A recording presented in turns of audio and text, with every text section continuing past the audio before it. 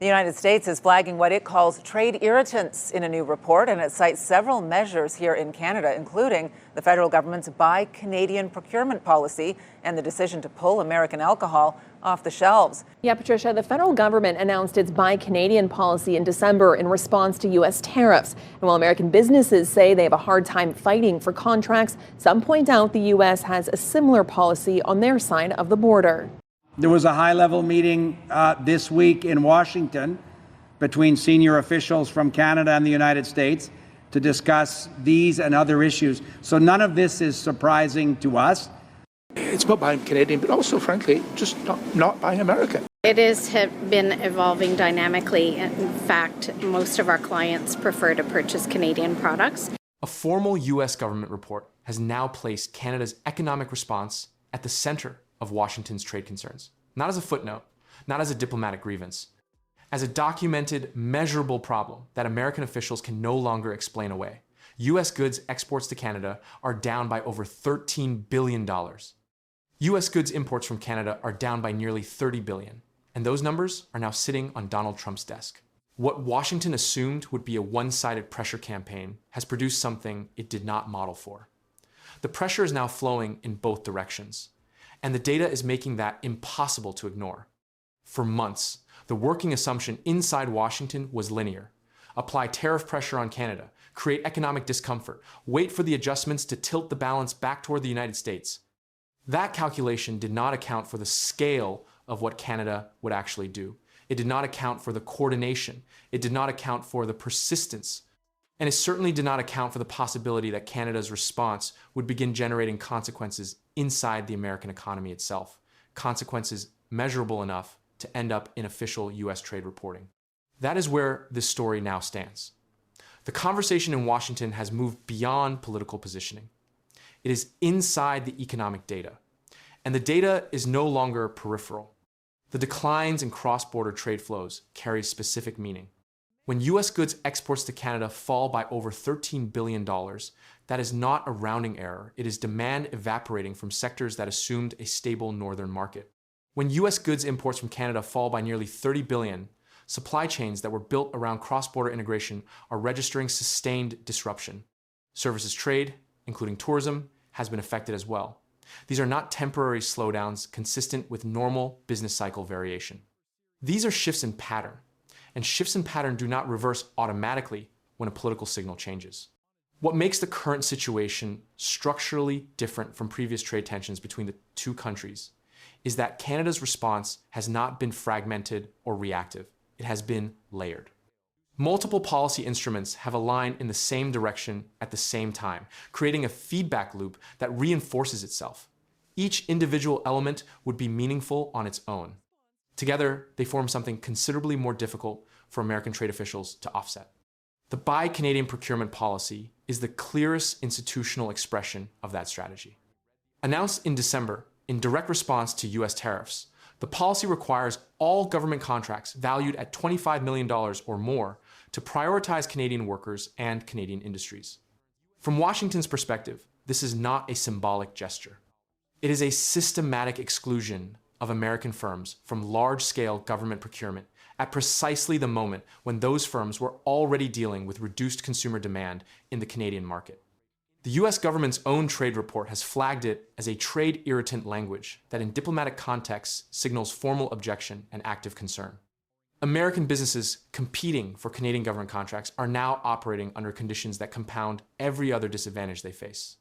The procurement policy does not simply redirect one contract or one project. It reshapes competitive dynamics across an entire tier of economic activity, and it does so in a way that is designed to persist. Once domestic suppliers capture contracts and build the capacity to fulfill them, those relationships do not dissolve when trade tensions ease. The structural adjustment outlasts the immediate policy context that triggered it. The alcohol sector makes the overall impact visible in a way that is hard to dispute. The LCBO, Ontario's provincial liquor distribution system, normally purchases approximately $1 billion worth of American wine, liquor, and spirits each year. Since March 2025, American alcohol has been removed entirely from LCBO shelves. It is also unavailable to restaurants purchasing through the system. The U.S. trade report specifically calls for this policy to be reversed immediately, describing it as an unfair trade practice that is actively hampering American manufacturers and businesses. The billion-dollar figure is precise enough that it needs no elaboration.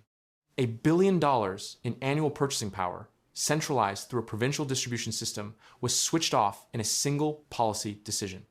Because the LCBO operates as a government-controlled entity, the decision translated directly and immediately into economic outcome.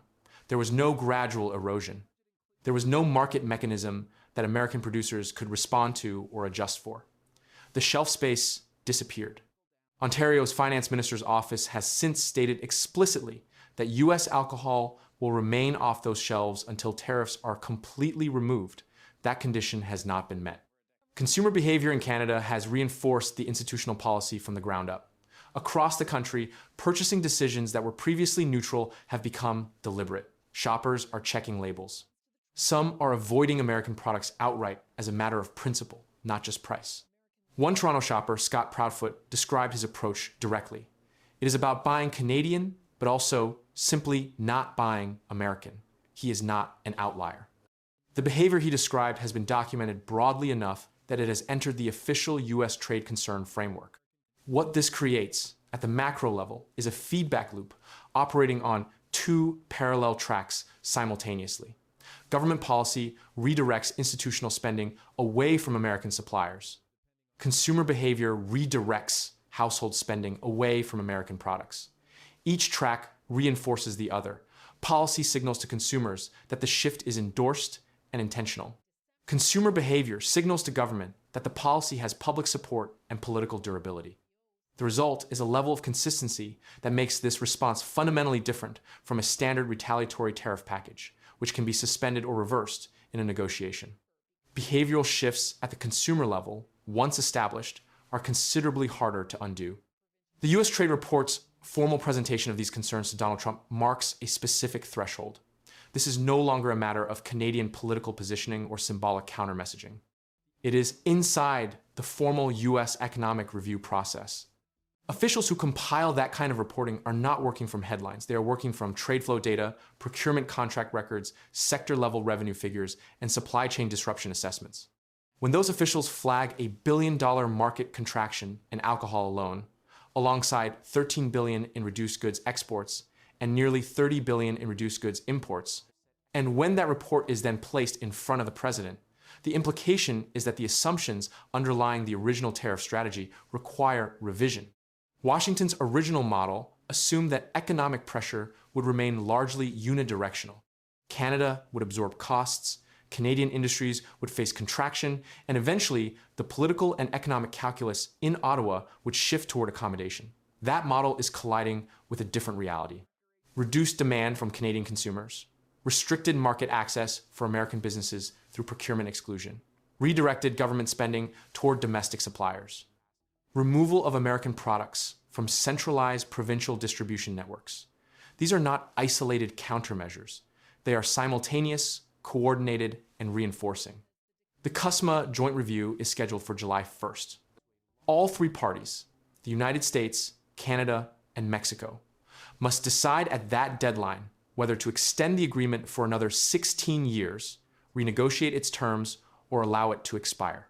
The trade irritants flagged in the U.S. report, the Buy Canadian policy, and the alcohol exclusion among them are directly relevant to that review. American officials have already signaled they intend to raise these issues at the table. What has changed since the original tariff strategy was designed is that Canada now arrives at that table with documented evidence of bidirectional economic effects and a domestic policy architecture that has proven more durable than Washington anticipated. The $13 billion drop in U.S. goods exports to Canada, the nearly $30 billion drop in U.S. goods imports from Canada, $1 billion in annual American alcohol sales removed from Ontario shelves, a federal procurement policy locking American firms out of government contracts exceeding $25 million, a consumer shift that is reinforcing rather than reversing. These are the terms of a trade confrontation that did not develop the way the original architects of the tariff strategy projected. And they are now the terms being formally acknowledged inside American trade reporting. The assumption of one-sided leverage is being tested in real time.